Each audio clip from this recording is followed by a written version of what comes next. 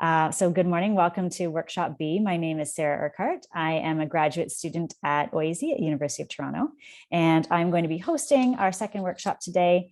You're in the right spot if you're looking for mapping climate equity and K-12 environmental education programs with the organization EcoRise. So EcoRise is a nonprofit, and their mission is to mobilize a new generation of leaders to design healthy, just, and thriving communities. So they have served over 2,700 schools across the US, and they offer K-12 programs specifically focused on sustainability, climate justice, and green career pathways.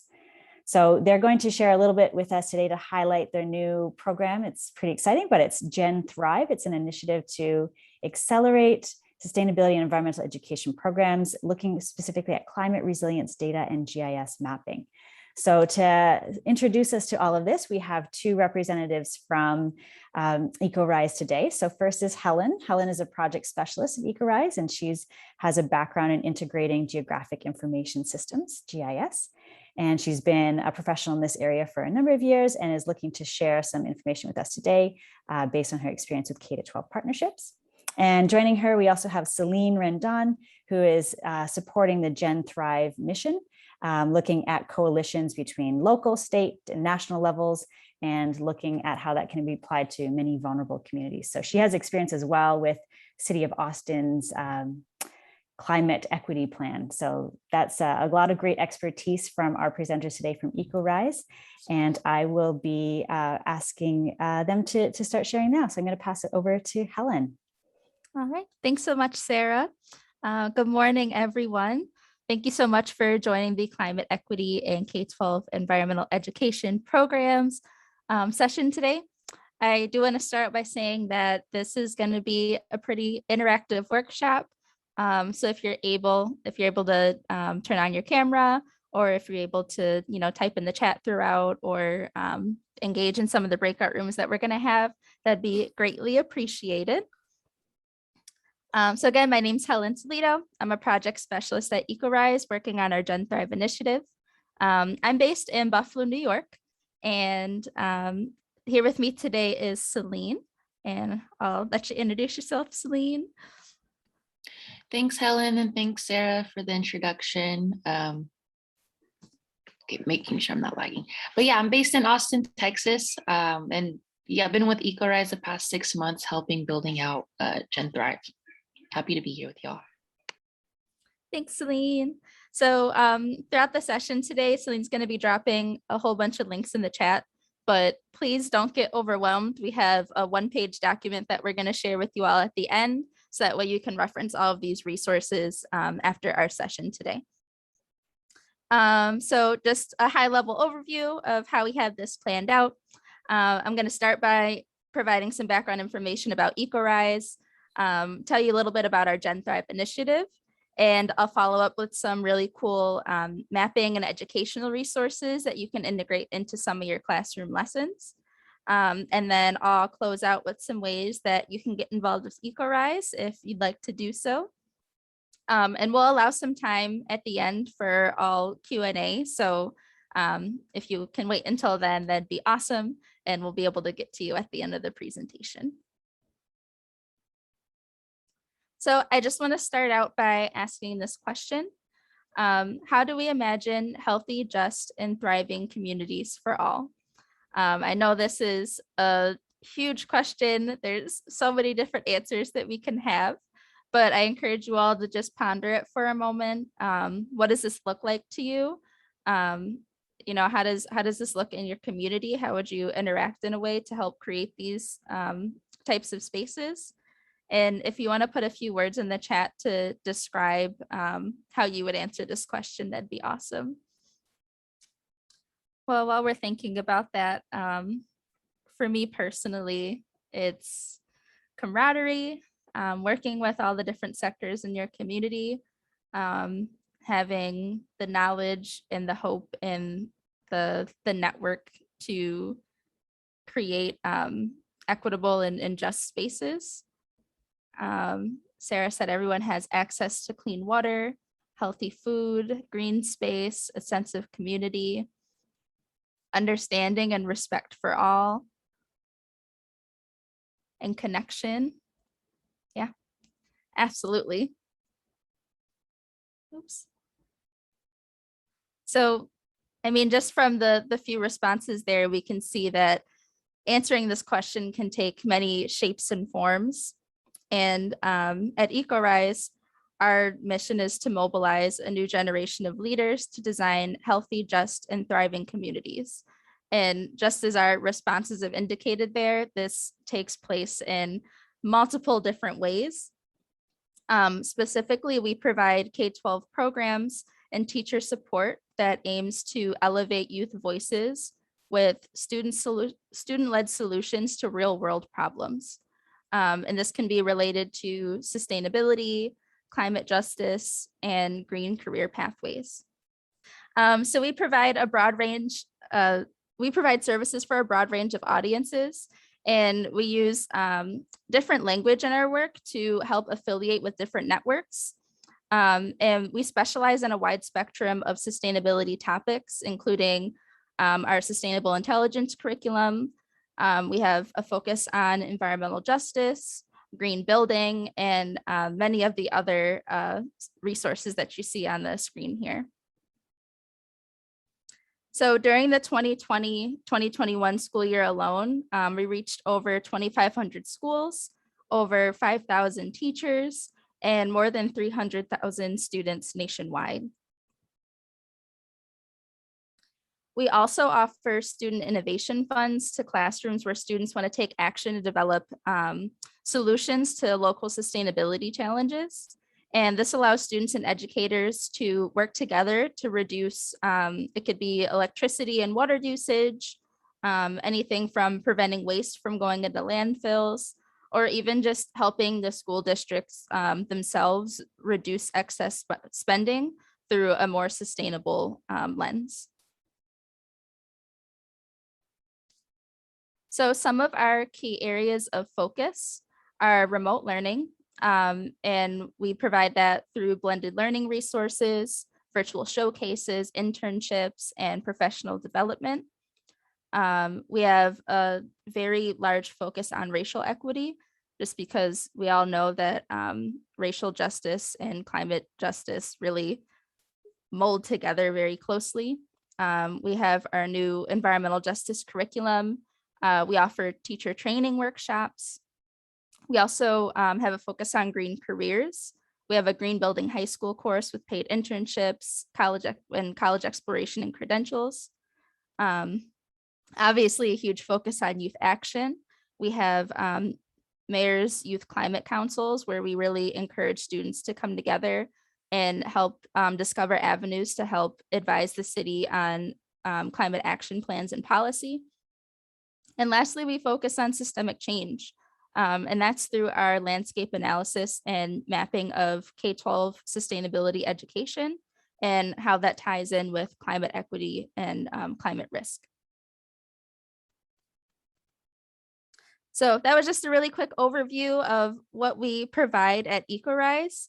And now I want to take just a little bit of a deeper dive into our Gen Thrive initiative. So we all know there's thousands of schools and over 50 million students that we're trying to reach. And what we want to know is, what would it take to ensure that every student graduated high school with the knowledge, with the skills, and the passion to build just, thriving, and healthy communities? So across the nation, and Canada included, you guys are so close, thousands of organizations are offering environmental literacy programs for K-12 students, but due to the breadth of our services, we don't have that data-driven strategy that would allow us to kind of scale our impact. So although we share these common values and we have a common vision for what we'd like to do, we don't necessarily share a collective strategy or platform for the change that we're envisioning. So our goal with Gen Thrive is to understand the state of K-12 environmental education. We're trying to build strategic partnerships and pathways among providers across many different sectors, and use the maps and data visualization that we're creating to illustrate the need and generate increase for public support. So EcoRise coordinates with many different partners to collect data. This leads to data management and visualization work to produce tools that can both serve our partners, it can serve EcoRise, and really the movement as a whole.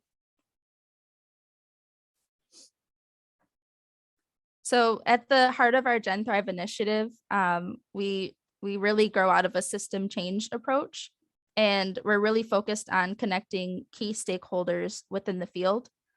So we map the resources among service providers using ArcGIS to help identify the need in schools and communities, and we collect information on hundreds of organizations that offer unique programs, and we add this information to our field trends analysis.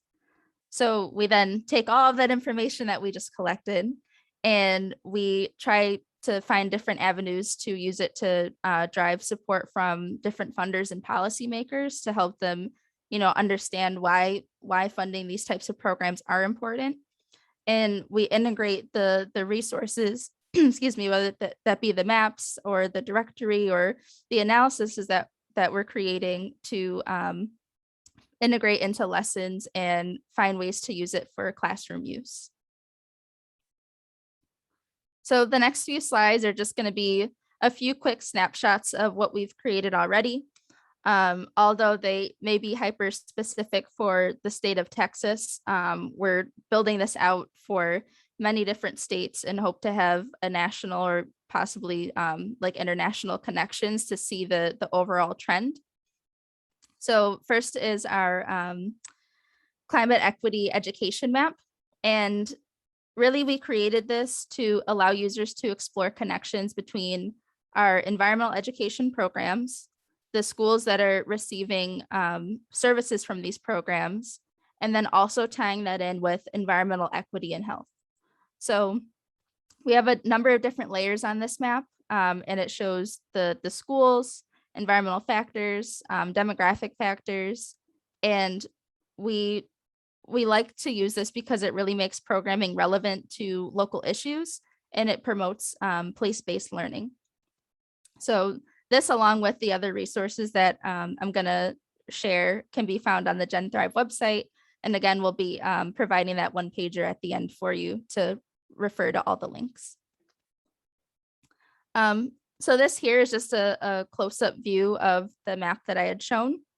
I just wanted to provide an example of some of the ways that we've used it. So the gray dots here are the schools that are located in Austin. The pink and yellow halos are the density of like program availability at the school. And then this green layer here is median household income. So this helps kind of scope out the area a little bit better at a very hyper local level. And it brings up questions like, okay, well, maybe there's areas of lower income that are receiving less programming or more programming even, and kind of helps us fill in the gaps of locations that could benefit from some of these resources. Similarly, this is a close-up of Houston.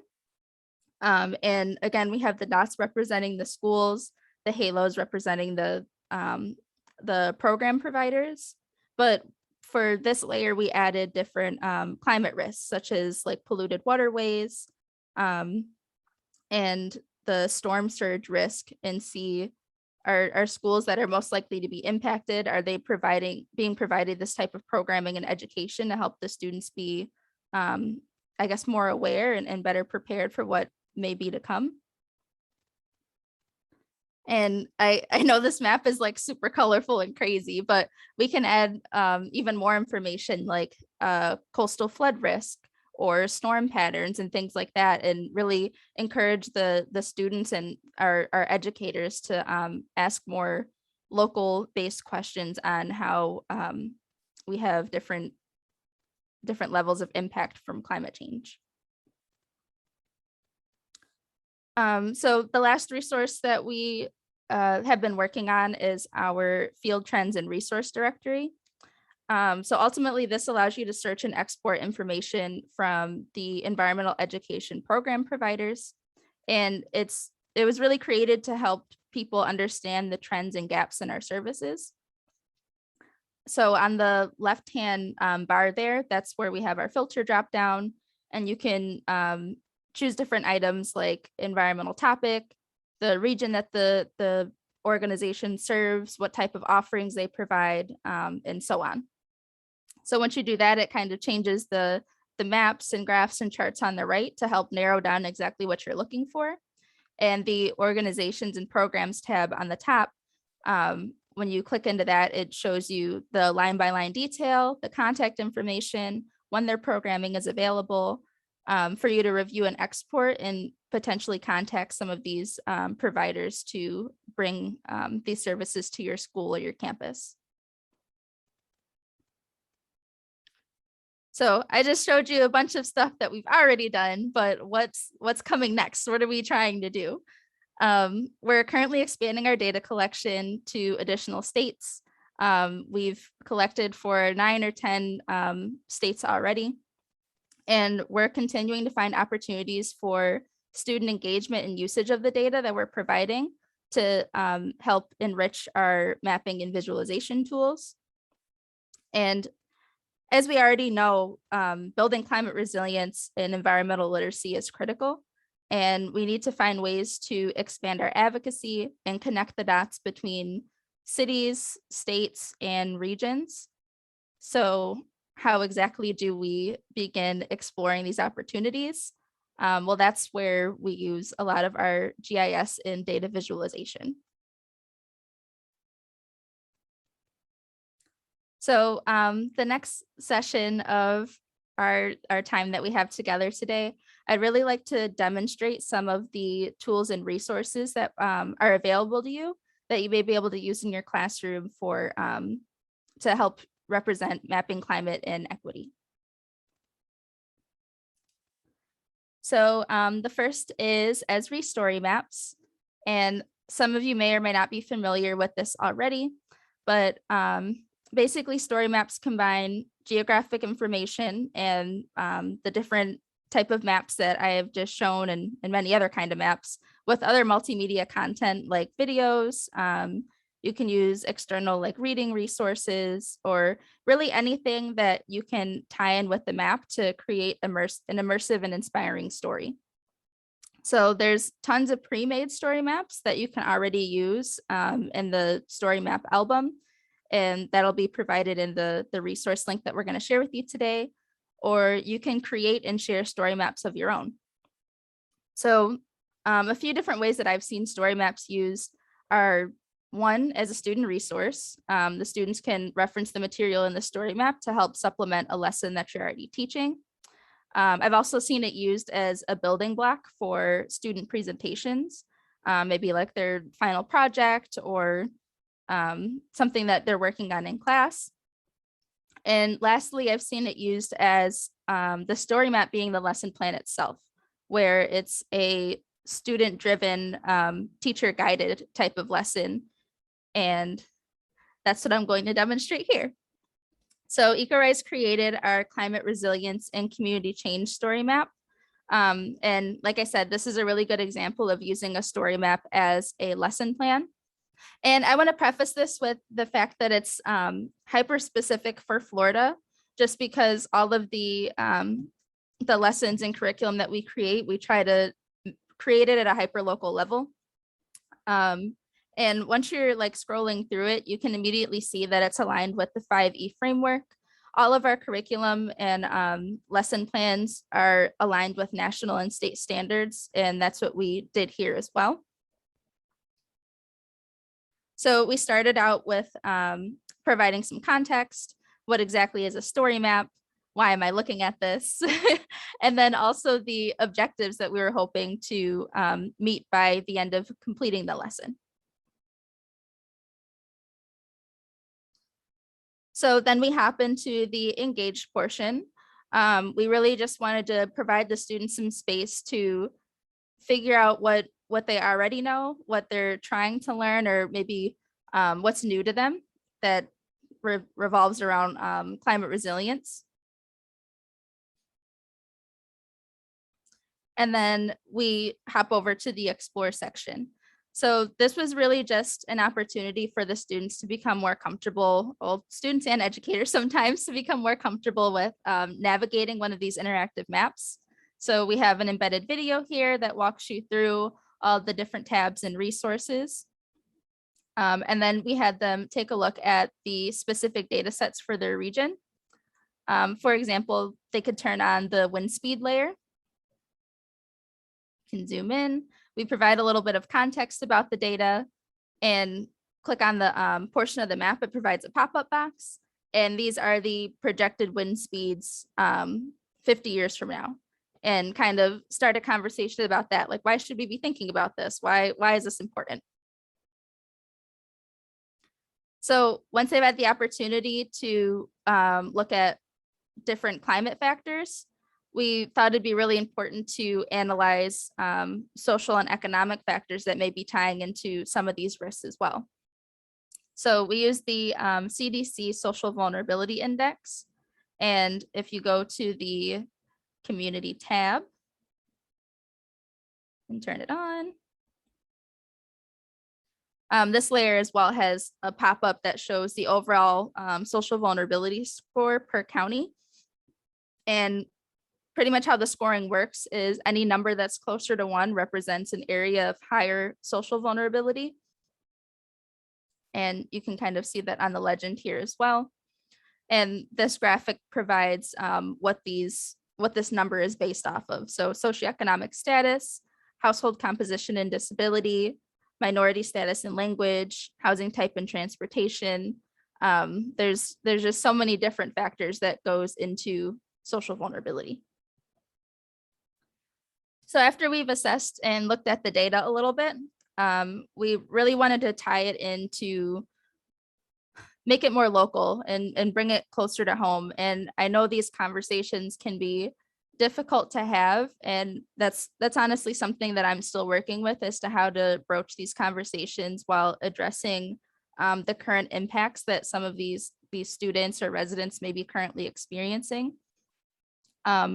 But we really provided like a video and some additional reading to really demonstrate how different communities, or how their community has been impacted by some of these factors. So after we've been through all of the mapping and potentially the negative impacts, we wanted to provide avenues for the students to feel a spark of hope, a way that they can create change and impact their communities in a positive way. So we provided some resources and videos of what other students have done, things that they could do right now to have more of a positive outlook. Then we started to wrap up the lesson with explaining why does this matter? Like, why are we being taught this lesson today? What should we do? Why should we care? And I think that's a really important topic to always come back to, because I feel like a lot of the time when we're teaching, it's teaching what we have to teach and not really going into why we have to teach it. And then we close the lesson with offering time for the students to propose solutions, kind of reflect on what they've learned throughout the lesson, and providing suggestions on ways that they can promote more progressive changes in their community. And it's difficult to come to just one answer, but even brainstorming or sparking this conversation can help build bigger networks and community building in the future. Okay, so I know I just walked through all of that, but I really think a lot of these resources resonate better when we have the opportunity to explore them ourselves. So Celine's gonna put the link to the story map in the chat. And I'd really like for us to take the next 5 minutes or so to explore section 1.2, which is analyzing social vulnerability and how that relates to climate factors. So Celine will drop that in there. And then whenever we're ready, we're going to be put into breakout rooms for a few minutes to explore this with our peers. Okay, great. Thanks, Helen. So if people maybe want to open up that link that Celine just added to the chat in a browser, I'm going to be moving you into breakout rooms. How long do we want them to be in those rooms for, Helen? 5 minutes, please. Okay. So, I'm going to suggest maybe you said 4 or 5 people per group. Yes, please. Okay. All right. So I'm moving everyone to a group now for you to have some time to get to chat with other teachers and explore this resource. I know 5 minutes is a really, really fast amount of time, and I'm sorry if that was not enough time. Okay. And I did see some questions and comments in the chat. I promise I will get to that at the end. I'm not ignoring you. All right. So now that we've had a chance to explore story maps, I wanted to do a brief intro to Survey 123. So this is also another Esri product software, however you want to say it, but I think it's really useful for hands-on data collection and analysis. And I tend to describe it as like Google Forms times 10 plus maps. Like there's just so much that you can do with it. So I think it's a great way to engage students in the inquiry process by creating questions, collecting the data, exploring the responses, and then analyzing and acting based upon the results that we find. So there's an app that you can download to use it, or you can just use a hyperlink and like pull it up on your phone or tablet or whatever you're using. And you probably realize by now I'm a very hands-on type of person. I think we learn best when we try it out for ourselves. So on the screen here, there's a QR code. I encourage you all to scan it with your phone if you can. Celine will also be dropping a link in the chat that will take you to the same link as the QR code. And once you open it, you'll see a sample survey. And it's similar to many others that I've used for outdoor cleanup events that I've done with students in local groups. And I think it's really cool because you can kind of document the type of debris that you're finding out in the field and begin to pinpoint exactly where the waste is coming from, and maybe even begin to figure out ways to combat the excess waste that you're seeing.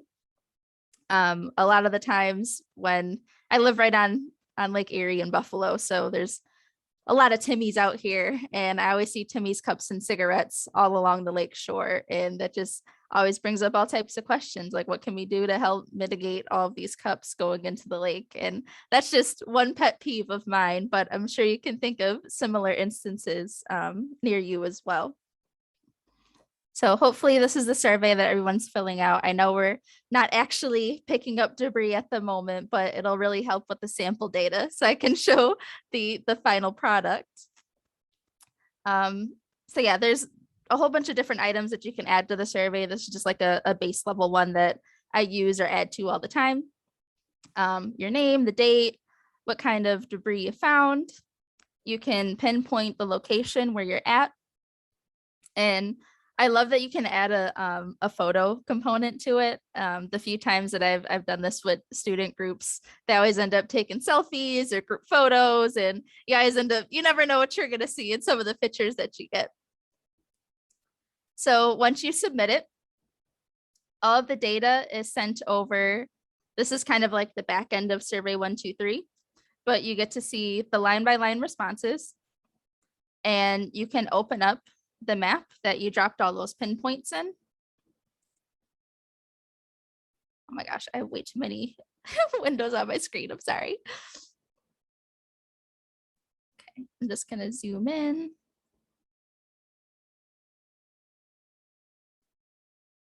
I'm sorry, I don't have a mouse today. I'm just using my laptop pad, which makes me move a little bit slower. But you see what I'm what I'm trying to show. You can kind of pinpoint exactly where the debris is most prevalent. And it gives you the responses to all of the surveys. And then you can even click and see the hyperlink of the different type of photos that were being taken. So there's a whole bunch of different ways that you can use this. You can just visualize the data that you collected. I've seen students take the maps that are generated and put them into their own story maps to add to their final project or whatever they're working on. And it provides a local resource and like landing point to kind of drive your point forward as to why we need to care about the topic at hand.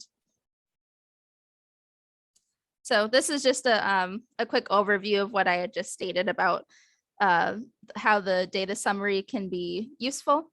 Again, you can aggregate the data and visualize it using Survey123 and the web map viewer.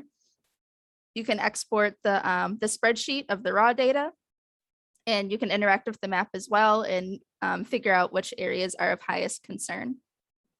And this is just one way you can use Survey123. I've seen some people use it as like an icebreaker or opener for some of our virtual meetings, just like, hey, what color shirt are you wearing? Just like respond to Survey123, and then here's some quick metrics, which we may not be using that all the time, but there's tons of different ways you can use it. Okay, and then lastly, I wanted to share geo inquiries with you. So geo inquiries are like a whole new world of, I guess, like lesson opportunities. And they're like standards-based inquiry activities that you can integrate into current lessons that you have, or you can build off of it and create a new lesson that you'd like. And they only take about like 15 to 20 minutes, but what I really enjoy about them is that they're free and accessible using a URL. And the one that I wanted to focus on today is the resource consumption and wealth. The activity highlights patterns of poverty and wealth to address overconsumption and resource extraction. And again, you'll see similar to the story map I shared with you earlier, it aligns with the 5E framework. It's got the science standards that it correlates with and the learning outcomes. Also, the map that is used for the lesson is embedded right into the PDF document.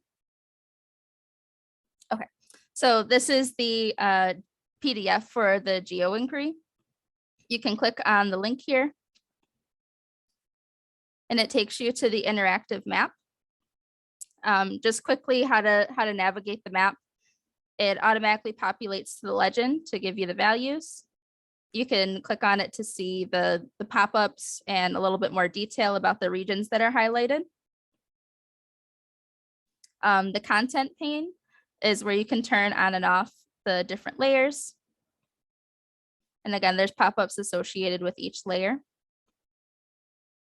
These little icons here, this is the attribute table to show you the raw data that's kind of powering the map. And you can also access like a mini legend from here as well. And another thing I want to note about the geo inquiries as well, there are student worksheets that are associated with each one. Some teachers use the student worksheets as like an extra credit assignment or a homework assignment, something they could submit virtually. And I've seen these used across a span of different topics. It doesn't just have to be, environmentally focused.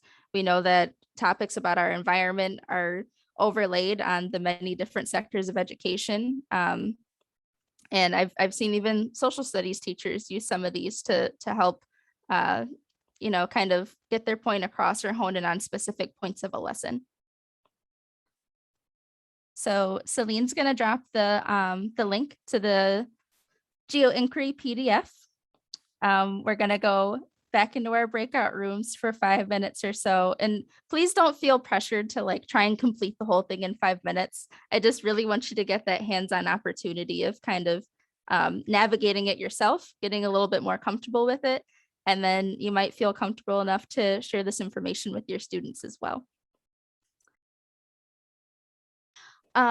Again, I'm sorry if that was not enough time. I just hope you're able to like dabble into it just a little bit.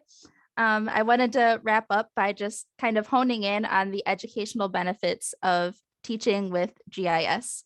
I know it can be really easy to get caught up in learning a new software, understanding, I don't know, how to build maps, how to use maps, all of that, tech stuff. But there really are some core benefits of integrating this into the lessons that you currently have. Number one, it increases spatial thinking. It helps kind of ask those questions like, where am I? How am I being affected by the types of issues or problems that are being visualized on the map? It increases opportunities for critical thinking. Is this data that I'm looking at accurate? Is it trustworthy? Is there something I can add to it to make it even better? It also provides problem-based learning opportunities, just like the survey 1, 2, 3 I showed a little bit earlier, where we're actually out there like picking up the debris, picking up the trash, and figuring out who needs to be held accountable, what we can do to help create change to mitigate some of the problems that we're seeing. It helps build community connections. And I know I keep going to the trash pickup, but this is just what's coming to mind right now. But there have been occasions where we've done community cleanups. We've collected the data using survey 1, 2, 3, and then we provide it to local organizations or people that are also actively trying to make change. And that data can go a long way to help, show people why this is important, why we need to care. And you're like, yeah, we picked up over 200 pounds of trash last weekend, and we've been going here once a month. Like, why is this not changing? And lastly, students as change agents, like it really providing ownership and giving them the opportunity to explore the data that they're collecting, coming to conclusions and finding different ways to help answer some of these problems, and giving them the opportunity to be the person that's kind of lighting this fire and making this change happen. So those are just my top 5 reasons, and it goes beyond the, tech literacy and being able to use different softwares and programs. Like there's so much more ingrained within it. And really, you all being the teachers and the educators in the classroom can help spark this change in many different ways. Okay, so really quickly, I just wanted to give you some ways that you can get involved with EcoRise. I know I sent a whole bunch of different links at you today. Again, we're going to provide that 1-pager for you. But if you're looking to get involved with us, you can explore some of our programming. We're going to give you all access to our environmental justice lessons. It'll be provided in that 1-pager link. We're also providing our 2020 through 21 impact report, just to give you a better understanding of the scope and our goals and projects of EcoRise. And what I really like lastly is you're going to get a link to our YouTube channel and a presentation of some of our student innovation projects. And like, I'm just a very emotional person, but seeing these students get so excited and having their projects completed and being on camera, it's just like the best thing ever. It'll make your day, I promise. So those are the different ways that you can get involved with us. Please do not hesitate to email or whatever. If you think of something like, hey, this is super cool, I want to try it out. Is there some way we can partner or get involved? Any types of ideas for collaboration, we have our email there, our website, and I know we're running out of time, so I want to open up the floor for questions because I know there were some in the chat. And let me just take a breath. Thank you all for your time today. So if you want to unmute and ask questions, or I asked Celine to kind of moderate and let me know what questions I may have been missing while I was talking a mile a minute. So however works best for all of you, I'm all ears. Thanks, Helen. So there were a couple of things in the chat. A question from earlier I could see from Jessica was, could you use this to look at something within a building? And I think Celine answered that one and said, yes, it can be used at any scale. I think that was in reference to it was the survey 1, 2, 3. Yes, that's right. Yeah. So that question seemed to be answered. Let's see, there was another question, looks like from Sebastian. Sebastian notes that these are very powerful learning tools, Sebastian, and you also asked a question about other data sources that could be used, and could GIS possibly integrate with sites like Gapminder? Was that the SBI link that I had saw briefly? I just want to make sure I'm... I'm referencing the right thing. I think it's different. So gapminder.org, I believe, is a different site than the one that Sebastian shared about the Canadian data.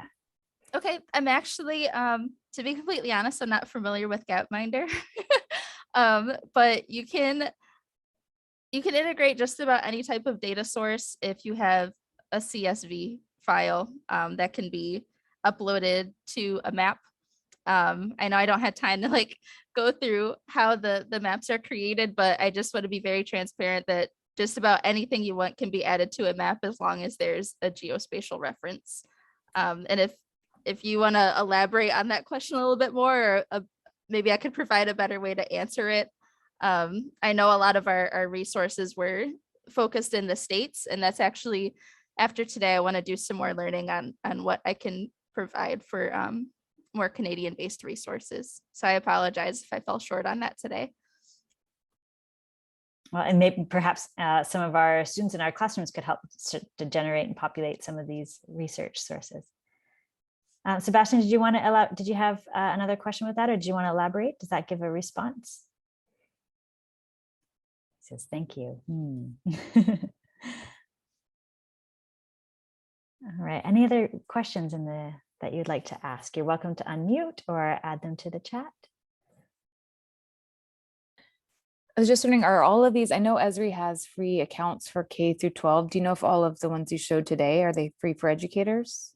Or yes, they are all free for educators. So geo inquiries, you don't need to sign in to use. You can just start using those guys right away. The survey 1, 2, 3 and story maps, those do require sign in. You can create a public account, or we will also be, and that one pager will provide, there's a link that you can request access for K-12 educators, and that just explodes you into the world of everything Esri they give you free access to. great, thanks. Yeah. I can see that Peggy has added a resource from Peel region, which is just outside of Toronto. And it is around story maps related to water. So she's linked that in for participants to see. Awesome. Thanks, Peggy. I'm going to check it out myself. Fantastic.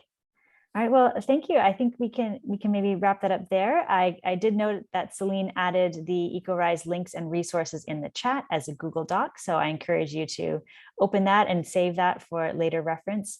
I think what I've taken away from this, Helen and Celine, is just that there are some really amazing tools out there. And I can imagine that for many students, using these types of tools can really add value to the learning and really like allow them to see it in a different way, but also feel like they're perhaps contributing to a larger understanding of these really important issues.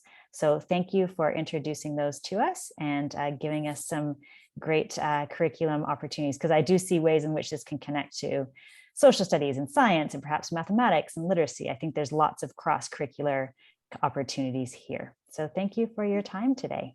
Yeah, thank you so much for hosting us, Sarah, and thank you all for joining. All right, so thanks for everyone, our participants, for joining our workshop today.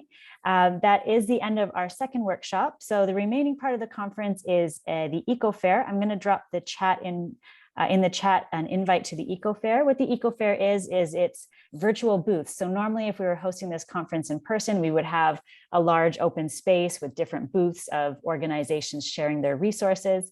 Because we're in an online format, we're using a platform called Hopin. So it does require you to enter just with an email, but once you enter Hopin, you should be able to see, I think we have 29 different organizations that many are local to Toronto and have lots of teaching resources related to climate action, environmental education, eco-pedagogy, lots of those great things. So please make sure to check that out with the Hopin link just in the chat. And that concludes our workshop for today. So thank you, everybody. Thank you. Have a great day.